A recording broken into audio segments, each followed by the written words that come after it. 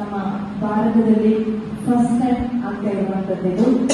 ಅದರಲ್ಲೂ ನಮ್ಮ ಬಂಟ್ವಾಳ ತಾಲೂಕಲ್ಲಿ ಈ ಒಂದು ಅಂತಾರಾಷ್ಟ್ರೀಯ ಪಂದ್ಯಾಟವನ್ನು ಹಮ್ಮಿಕೊಳ್ಳುವಂಥದ್ದು ನಮ್ಮೆಲ್ಲರಿಗೂ ಅತ್ಯಂತ ಒಂದು ಹೆಮ್ಮೆಯ ವಿಷಯ.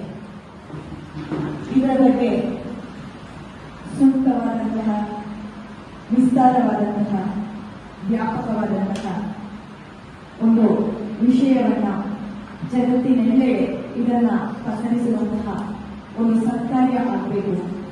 ಅಂತಹ ಒಂದು ಸತ್ಕಾರ್ಯಕ್ಕಾಗಿ ಇಂದು ನಾವಿಲ್ಲಿ ಈ ಪತ್ರಿಕಾಗೋಷ್ಠಿಯನ್ನ ಕರೆದಿದ್ದೇವೆ.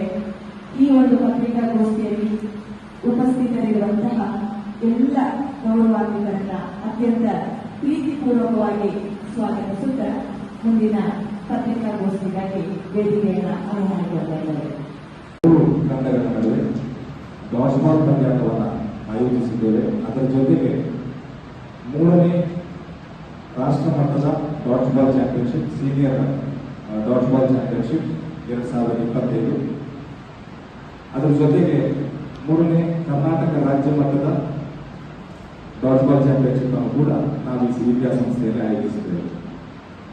24 ಮತ್ತು 25ನೇ ತಾರೀಕಿಗೆ the Indian dodge ball federation ವತಿಯಿಂದ ರೆಫರೀಸ್ ಕಾನ್ಫರೆನ್ಸ್ ಇರ್ತದೆ.